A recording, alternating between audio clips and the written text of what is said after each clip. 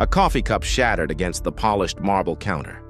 The man in the tailored suit clamped his hand around a woman's wrist, his voice cutting through the hum of the crowded cafe. "You're not going anywhere." Dozens of well-dressed customers went still eyes dropping to their drinks, unwilling to tangle with a man who reeked of money. Only one person set his tea down slowly, a black man in a worn shirt sitting across from his little girl. He had come home from the sea only that morning. The question was not whether he would stand. It was what standing would cost him. The cafe sat on the ground floor of a glass tower downtown, the kind of place where the coffee cost more than a decent lunch, and the customers dressed like the prices were nothing.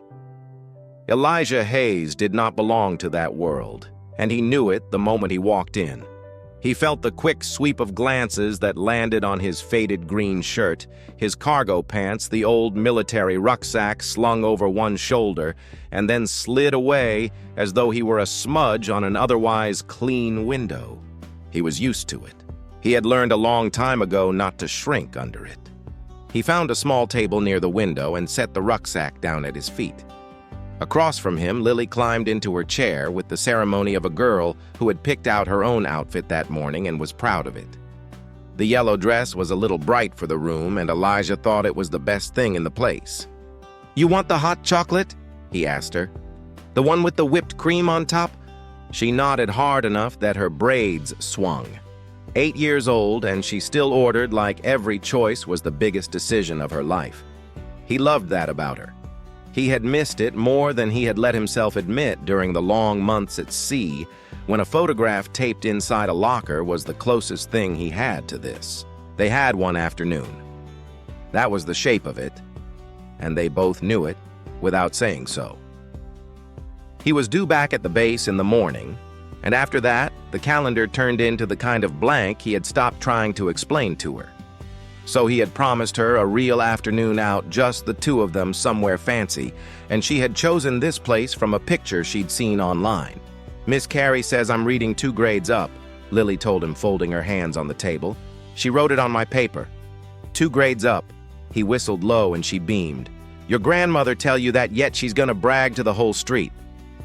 The mention of her grandmother put a small hitch in the conversation, quick and quiet, the kind only the two of them would notice. Elijah covered it by reaching for the menu. He did not want to think in this hour about the letters from the lawyer, or the questions about whether a man who shipped out for half the year could be the one Lily lived with, or the careful way his late wife's mother had started using the word stability, like it was a wall she was building brick by brick. Any trouble, any mark on his name, and that wall got higher. He knew it. He carried it around the way he carried the rucksack without complaint, because setting it down was not an option. "Nothing," he said when Lily tilted her head at him. "Just glad I'm here." She accepted that the way children accept the things they are given and went back to studying the dessert case across the room. Elijah let his eyes move over the cafe the way he moved his eyes over any room out of habit more than worry. A pair of businessmen arguing softly over a laptop, a table of young women laughing, a manager in a slim charcoal suit, Daniel according to the little brass pin on his lapel, moving between tables with the practiced smile of a man who had learned exactly which customers to lean toward and which to hurry past. Elijah watched him breeze past a tired-looking couple with 2 kids and stopped to refill the water of a man in an expensive watch, and he filed it away without deciding anything about it. People showed you who they were if you paid attention. He had learned that at sea, too. There was a woman alone near the back. She had a laptop open, but she was not really working. Her eyes moved too much for that. Elijah noticed her the way you notice a person who is noticing everyone else. She was dressed simply expensively in a way that did not announce itself, and once when Daniel snapped a curt word at a young server for bringing the wrong plate, the woman in the corner made a small note on a pad beside her computer and watched the manager's back with a look that Elijah could not quite read. She caught him looking and offered nothing, not a smile, not a flinch, and turned back to her screen. He thought she might be some kind of inspector. He was closer to right than he could have guessed, and further from the whole truth than anyone in the room. The hot chocolate came. Lily lifted a spoonful of whipped cream to her mouth and closed her eyes like it was the finest thing in the world. And for a few minutes the room narrowed down to just the two of them, and it was good. Then the good ended. It started at the counter with a man who had been there a while and had been drinking something that was not coffee. Elijah had clocked him earlier too, the loud one, the one whose phone call an hour ago had carried across half the cafe in sharp, ugly pieces. Words like deal and gone and they don't get to do that to me. A big man in a suit that fit him the way money fits a man who is used to it, and a face that had been getting redder by the hour. Marcus, one of the servers, had called him the way you'd say the name of weather you couldn't do anything about. The woman with the red dress had made the mistake of standing near him. That was all it was. Elijah watched it happen the way you watch a glass slide toward the edge of a table. The man said something to her, leaning in too close, and she stepped back and said something short and polite that was clearly a no. And the man who had lost something bigger that morning and had been looking all afternoon for something smaller he could still win decided he would not take it. The cup went first. He set it down too hard and it cracked, and then he swept it off the counter entirely, and the shatter of it against the marble floor turned every head in the room. Then his hand shot out and closed around the woman's wrist. "You're not going anywhere," he said. The cafe did not react the way cafes do in stories. Nobody shouted. Nobody stood up. The room did the thing rooms full of comfortable people do. When something ugly happens in front of them, it went quiet, and it looked away dozens of pairs of eyes, finding sudden interest in phones and napkins and the grain of the tabletops, because the man with his hand on her wrist wore $3,000 on his back, and no one wanted to be the one he turned on next. The woman's face had gone tight and pale. She pulled against his grip, and it did not move. Elijah felt the old thing rise in his chest, the thing that had made him who he was, and behind it, almost at the same instant, he felt the cold hand of everything he stood to lose. He knew this room. He knew it better than the people sitting comfortably in it. He knew exactly what a big black man looked like the moment he stood up in a place like this, knew that no one here would see a sailor who'd spent his afternoon buying his daughter hot chocolate. They'd see a threat, and they'd reach for their phones and their assumptions in the same motion. He knew who the police would believe if they came, and he knew what a single bad night on a record could do to a father already being measured for whether he was allowed to keep his own child. He could see the whole thing clear as a chart laid out on a table. Sit still, and it stays someone else's problem. Stand up, and it becomes yours, all of it, forever. He looked at the woman's wrist in the man's fist. He looked at the rest of the room, deciding one comfortable person at a time that this was not their business. "Daddy?" Lily's small hand had found his forearm, and her voice was barely a thread. "Daddy, she's crying." Elijah looked at his daughter. 2 grades up. Reads better than kids twice her size. Watches everything he does the way he watched his own father, the way children always watch filing away, not the things you tell them, but the things you do when you think the lesson isn't happening. He had spent 8 years telling this girl what kind of person to be. He had told her you don't walk past somebody who needs help. He had told her that the size of a man is measured by what he protects. She was looking up at him right now to find out whether he had meant a single word of it. That was the thing that decided it. Not courage, exactly. Something quieter and heavier than courage. He could keep himself safe and teach her in one motion that safety was worth more than a stranger's fear. Or he could pay the price and teach her the opposite. There was no version where he got to keep both. He wiped his mouth with the paper napkin and set it down slow the way he did everything when it mattered. He put his hand over Lily's small one. "I need you to do something for me," he said, and his voice was calm in a way that made her go still. "I need you to sit right here next to my bag and don't move. Can you do that? Where are you going?" "Just over there. I'll be able to see you the whole time. You keep your eyes on me." She looked scared, but she nodded because he had asked her in the voice that meant it was important, and she trusted that voice more than any other sound in the world. Elijah stood. He did it the way he had been trained to do it.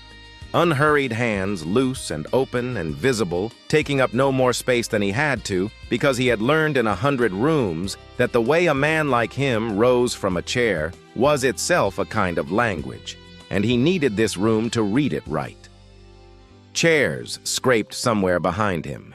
He felt the attention swing toward him, felt the room recalculate, felt a woman 2 tables over pull her son a little closer to her side. He had expected that. It still landed somewhere under his ribs the way it always did. He walked toward the counter, toward the man and the woman, and the wrist held tight between them and behind him. His daughter watched her father's back cross the room and did not look away. Children do not learn kindness from the words we say over dinner or the lessons we read to them at bedtime. They learn it later in the moment they see us decide when the cost is real and the room is watching, and turning away would be so easy that almost everyone chooses it. Lily would not remember years from now a single thing her father told her that afternoon. She would remember the sight of him standing up.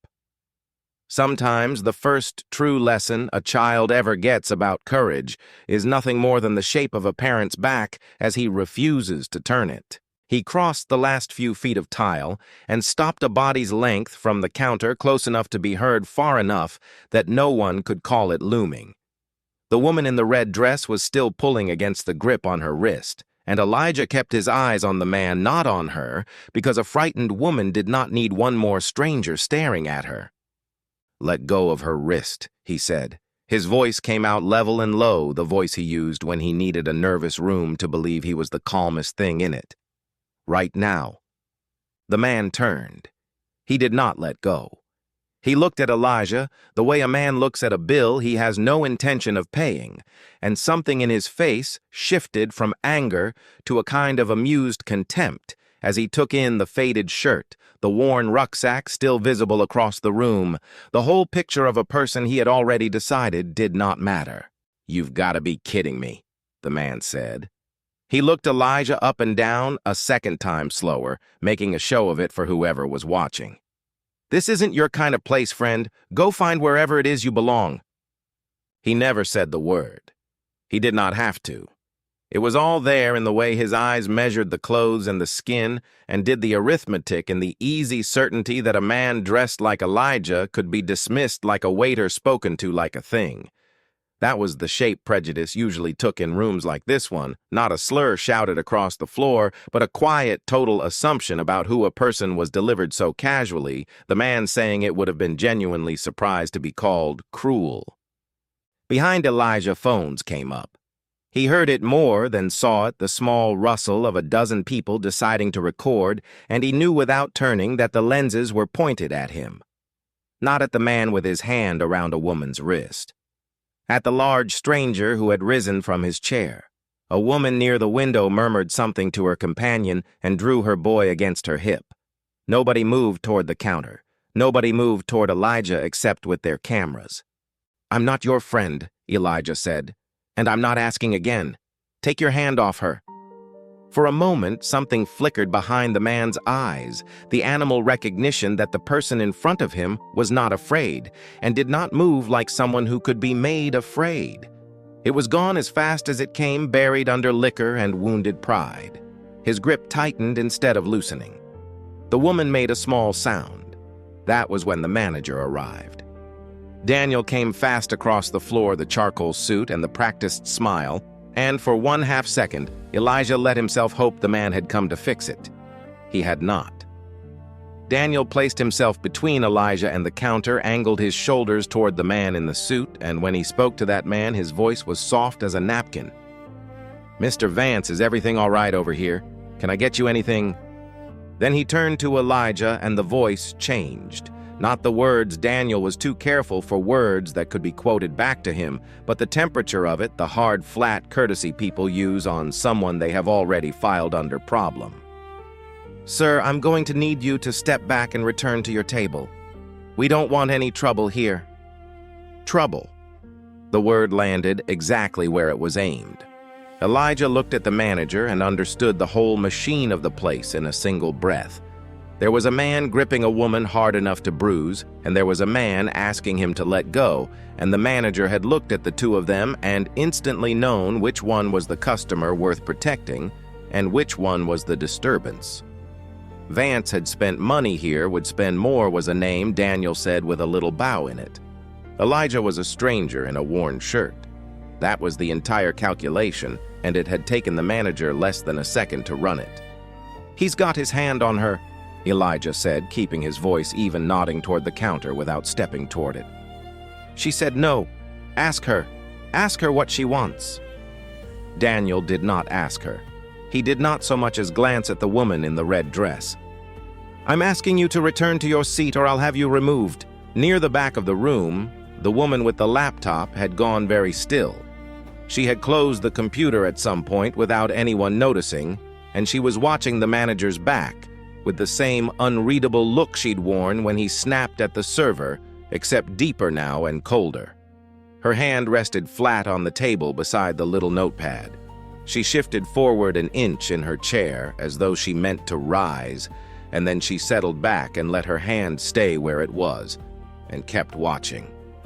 Whatever was keeping her in that seat, it was not fear and it was not indifference. It looked from the outside almost like patience, though no one in the room was in a position to name it as anything at all. The man at the counter, Vance had heard the manager take his side, and it did to him what a crowd does to a certain kind of man. It made him bigger. It made him sure. He let go of the woman's wrist at last, but only to turn his whole body toward Elijah, and the woman stumbled back a step and did not run because Elijah had put himself squarely between her and the man without ever seeming to move on purpose. "You want to play hero?" Vance said, and there was spit in it now, the ugliness coming loose. "In front of everybody? Fine." He swung. It was a wide, heavy, drunken punch telegraphed from the shoulder, the punch of a man who had never in his life needed to learn how to fight because his money had always fought for him. To Elijah, who had spent years learning the economy of violence, it came almost slowly. His body knew what to do before his mind finished the thought. He turned his head, let the fist pass through the space where his jaw had been caught the man's wrist as it went by, and used the momentum of the swing itself to fold the arm up behind the man's back and press him down chest first onto the marble counter. He did it without a single wasted motion. He did it without throwing one punch of his own. He was careful even then. That was the thing almost no one in the room was equipped to see. The lock he had the man in could have broken the arm with an ounce more pressure, and Elijah gave it exactly none. He held him the way you hold something you are trying not to damage. The cafe erupted into the noise of people who have decided too late and all at once to have feelings about a thing. Chairs went back. Someone gasped. The woman in the red dress moved without hesitation to stand behind Elijah, close her shoulder nearly at his back, as if his body were the one safe wall in the room. And here, the whole thing quietly became something other than a bar fight. Anyone watching with clear eyes would have felt the ground shift under it. On the marble lay a man in a suit that cost more than most people in the room made in a month, who had thrown the only punch and who was being held down without injury by the one man everyone had been ready to call the danger. The expensive clothes had done the violence. The worn shirt was doing the restraint.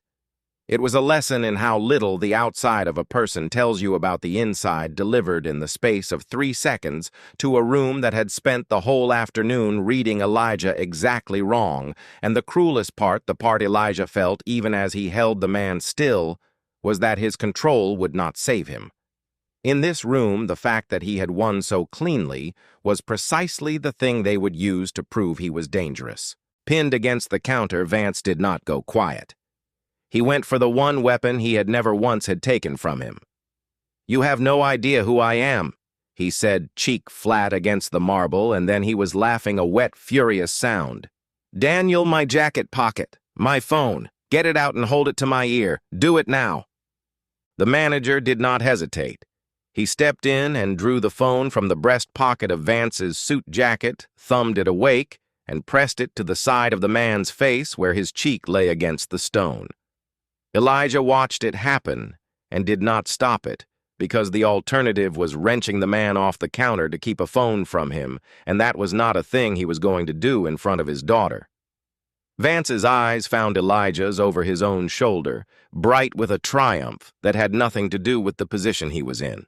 "Chief," he said into the phone the manager held for him loud enough for the whole room to hear it, loud enough that it was meant for the whole room. "It's Marcus. I'm at the cafe on Wexler. I've got a situation. A guy just assaulted me. Big guy. I need units here now." He listened a second and he smiled. "Yeah, you know I appreciate it. Tell them I'll be the one pressing charges." Daniel took the phone away from his ear. 5 minutes, Vance said to Elijah, savoring it. "The chief and I go back. 5 minutes and you're in the back of a car and everybody in here saw you put your hands on me." And for the first time, Elijah felt something in his chest go cold and drop. It was not the punch that did it. It was the word chief, and the easy certainty in the man's voice, the certainty of someone who had never once in his life been on the wrong side of a badge. Elijah knew that certainty from the outside, the way you know a country you have never been allowed to enter. He knew how this went.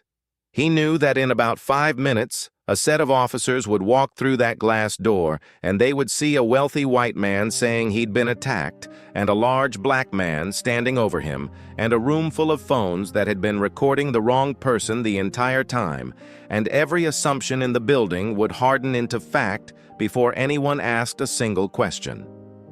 He released the man's arm. He stepped back deliberately and let his hands settle open and visible at his sides, because he understood with total clarity that from this second forward, everything he did would be evidence, and the only testimony he could give in his own defense was the shape of his own body saying, "I am not a threat." Vance pushed himself up off the counter, rubbing his shoulder, grinning like a man who had already won. That was when Daniel made the next call. He had the phone out again, his own this time, speaking into it fast and low, and Elijah heard enough security ground floor now to know the manager had summoned the building's guards. Within a half minute, they came, 2 of them in dark uniforms, moving with the heavy self-importance of men who spent their days being ignored and had finally been given a reason to matter. They took one look at the scene, the manager's pointing finger, the wealthy man rubbing his shoulder, the large stranger standing over him, and they did not ask a single question either. They drew their batons, and they spread out to flank Elijah, and one of them barked at him to get on the ground, and the whole weight of the room's assumptions came down and settled onto the one man who had done nothing wrong. Elijah did not get on the ground. He kept his feet, and he kept his open hands where they could be seen, and he turned in a slow half-circle to keep both guards in his sight, and in the middle of the noise, something strange happened to him. The cafe seemed to go quiet and far away. For just a moment, he was not in the cafe at all. He was on a gray deck under a grayer sky, the deck pitching under his boots the men beside him, men he would have died for and nearly had more than once. He remembered what it was to be part of something that asked everything of you and did not care what you looked like when you gave it. He had crossed an ocean to stand between strangers and the things that would harm them. That was the whole of what he had done here, stood between a stranger and something that would harm her, and for that in his own country. In a coffee shop a few miles from the base he had shipped out from. He was being surrounded like something that needed to be put down. The distance between those two facts was the widest thing he had ever tried to stand across. The memory lasted less than a breath. What pulled him out of it was the smallest sound in the room. "Daddy!" Lily had left the table. She came across the floor at a dead run, braids flying the yellow dress, a small bright streak between the still adults, and before anyone could think to stop her, she had reached him and wrapped both arms around his leg and buried her face against his hips, sobbing. Her whole small body shook with it. One of the guards actually stepped back, the baton dropping an inch, because even a man looking for a reason to swing did not have a script for this. And this, not the punch, not the phone call, not the batons, this was the thing that came closest to breaking Elijah Hayes. He looked down at the top of his daughter's head at the little hands fisted in his shirt, and every fear he had carried into that cafe folded itself into one unbearable point. She was seeing it. Everything he had spent her whole life trying to keep at the edges of her world, the assumption, the raised weapons, the men who looked at her father and saw a criminal. She was seeing all of it at once with her own eyes from the level of his knee. And past the fear for himself, past the record and the police and the man on the phone with the chief, there was the thing that mattered more than all of them stacked together, the letters from the lawyer, the wall built brick by brick out of the word stability, and how easily a night that ended with him in handcuffs could become the last brick, the one that took her away from him for good. He had stood up to protect a stranger, and it had put the one thing he could not lose directly in the path of the wreck. He did not reach for her right away. His hands were still open at his sides, still visible, still testifying, and he understood in a terrible way that he could not even bend down to hold his own crying child without it being read as a movement, a threat, a reason. So he stood there with his daughter sobbing against his leg and the batons hanging in the air around him, and he made his voice as gentle as he had ever made it. "It's okay, baby," he said, not moving. "I'm right here. Keep your eyes on me. I'm right here." When the light goes out of a room, the line between right and wrong does not disappear, but it gets harder to see and harder still to walk. Anyone can do the right thing on a day when the whole world is clapping for it. The measure of a person is taken somewhere else entirely in the moment. The room has made up its mind against him when every face has turned the wrong way and every easy thing says sit down, be small, let it go, and he decides with nothing to gain and everything to lose to keep standing anyway. The guards did not lower their batons, but they did not swing them either. Lily's crying had put a crack in their certainty, and into that crack Vance stepped because a man like Vance could not stand to see the moment slipping toward anyone but himself. He came off the counter unsteady on his feet, still rubbing his shoulder, and crossed the small distance to Elijah with his good hand rising. "You put your hands on me," he said, the words slurring at the edges. "You don't get to walk out of here." He drew the hand back to strike an open-handed blow aimed at Elijah's face, the petty revenge of a man who needed the room to see him land something. Elijah did not lift a hand to block it. Everything in his body knew 6 ways to take the man to the floor before the slap ever arrived, and he let none of them move. He held himself still, arms low, and turned his face slightly so the blow, if it came, would land clean and be seen clearly by every phone in the room.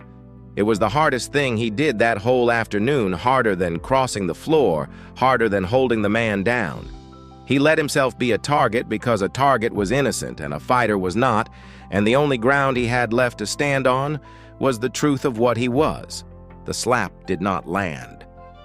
Vance's hand hung in the air, and something in the stillness of the man in front of him, the refusal to flinch, the refusal to fight, made him falter. And in that falter, Elijah did the one thing left that was his to do. He lowered himself. Not to the floor, not in surrender to the guards, but down onto one knee, slow and deliberate, bringing himself level with his daughter's frightened face. He kept one hand where it could be seen and laid the other gently on her back, and he spoke to her. And because the room had gone so quiet around Lily's crying, the whole cafe heard every word he said to his child. "Look at me, baby. I need you to hear this." Her wet eyes found his. "I didn't do anything wrong. You understand me? A man was hurting somebody and I asked him to stop, that's all. That is the only thing I did." His voice stayed low and steady, built for her and carrying to everyone. Sometimes you do the right thing and the whole room still looks at you like you're the one who's wrong. That's going to happen to you someday.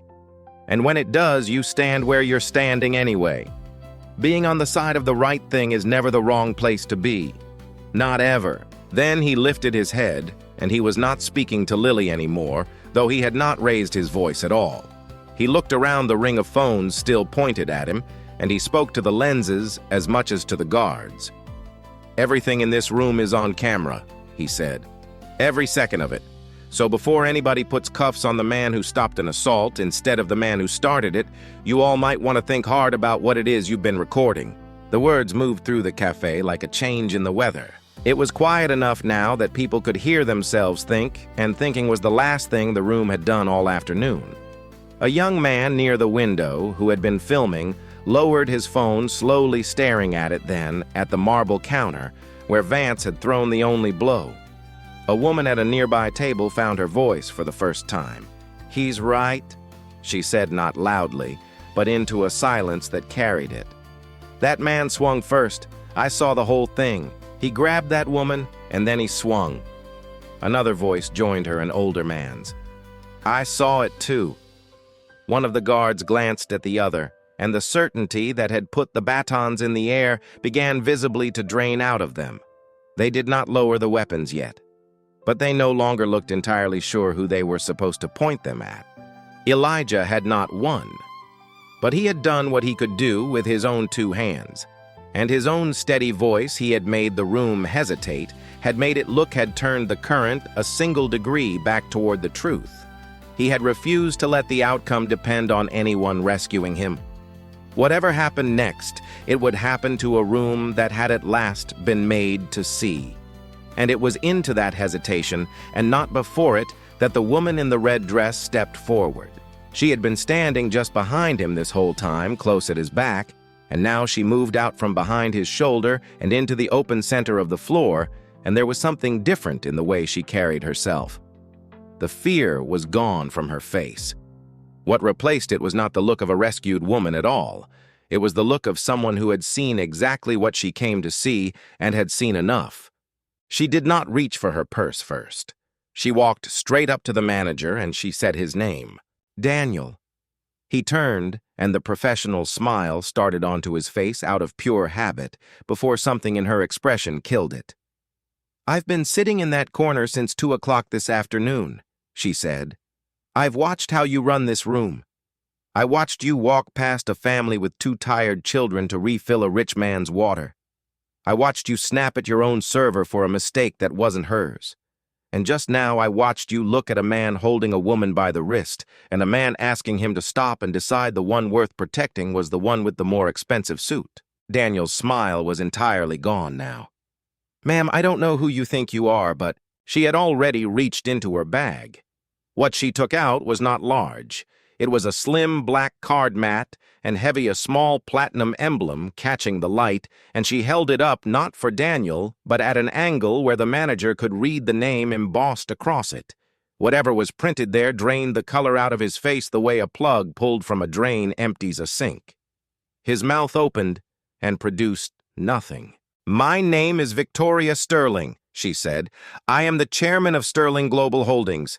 She let that sit in the room for a second before she finished it. "This is one of 400 cafes my company owns, which makes this one mine, which makes the floor you are standing on mine, and the counter that man threw his coffee against mine, and the paycheck you have been earning by deciding who in my cafe is worth basic decency, that is mine too."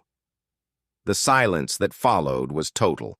Now the whole shape of the afternoon rearranged itself in every mind in the room. The woman they had all watched get grabbed and threatened, the woman not one of them had lifted a finger to help, had owned the ground they were standing on the entire time. She had not been hiding it to spring a trap. She had been sitting in that corner in plain clothes for a reason none of them had guessed she had come to see with her own eyes, and without warning, how a place with her name on it treated the people who walked through its doors when they thought no one who mattered was watching. And every single one of them had shown her. Victoria turned to the guards and her voice did not rise. It did not need to. "Put those down. You've been threatening the only man in this building who did anything right." The batons came down. She looked at the 2 dark uniforms a beat longer. "You took one look and decided. Remember how that felt. You'll answer for it to your own supervisor, but you'll answer to yourselves longer." She turned last to Vance, who had gone from triumphant to gray in the space of a minute, the phone with the chief in it, long since back in his own pocket and useless there. "Mr. Vance, You have done business with my company for years. As of this moment, you do not. Every contract, every partnership, every account, I'll have them terminated by morning, and I will personally see to it you are not welcome in a single location that carries my name." Her eyes went cold and flat. "You called the police. Good. Let them come. There are 24 phones in this room that recorded exactly who grabbed a woman by the wrist and exactly who threw the first punch, and there is the owner of this establishment standing here ready to tell them the same. Your friend the chief is welcome to explain to a courtroom why that wasn't enough." Somewhere near the door, sirens were audible, now growing. When the officers came through the glass a minute later, they walked into a room that was no longer the one Vance had called them into. There were the phones. There was the crowd that had found its voice. And there was Victoria Sterling, calm and certain and unmistakably in command, telling them precisely what she had watched happen from the moment the first cup hit the floor. Whatever Vance had counted on when he'd said the word chief did not survive contact with a room that had finally decided to tell the truth. He did not leave in handcuffs, but he left small and he left alone, and the certainty that had carried him through his whole comfortable life did not walk out with him. When it was over, when Vance was gone, and the guards had retreated and the officers had taken their statements and left, Victoria came to Elijah. He had gathered Lily up into his arms the moment his hands were finally his own again, and the girl had her face tucked into his neck, calmer now, worn out by it. "I'd like to offer you something," Victoria said to him. "My company needs a national director of security. I've been looking for the right person for a year, and I just watched the right person hold an entire room together without raising his hand. When you leave the service, the position is yours. Name your salary." Elijah shifted his daughter's weight against his shoulder and looked at this woman who could rearrange his whole life with a sentence. And he smiled, tired and kind, and shook his head. "That's a generous thing to offer," he said. "And I thank you for it. But I didn't stand up for a job." He turned his head slightly toward the small girl breathing softly against his neck. "The only thing I wanted out of today she already gave me. She got to watch her daddy do the right thing. There's no title you could put on that." Victoria looked at him for a long moment, and then she nodded the way a person nods when they have met something they cannot buy and have the grace not to try. "The door stays open," she said quietly, "if you ever change your mind." And she meant it, and she would, in ways he never asked for and never learned of, quietly make sure the man who had stood up in her cafe was never sorry he had. But that was later, and it was hers to know, and it did not change the shape of what he carried out the door. A uniform or a color has never once been what makes a man good. Real honor isn't measured in what a person owns, or the title on his door, or the applause of a room that finally decides he was right. It is measured in the plain, unwitnessed courage to stand in front of a stranger when everyone else in the world has chosen to sit and to do it not because someone is watching, but because your child and your own heart will know whether you did.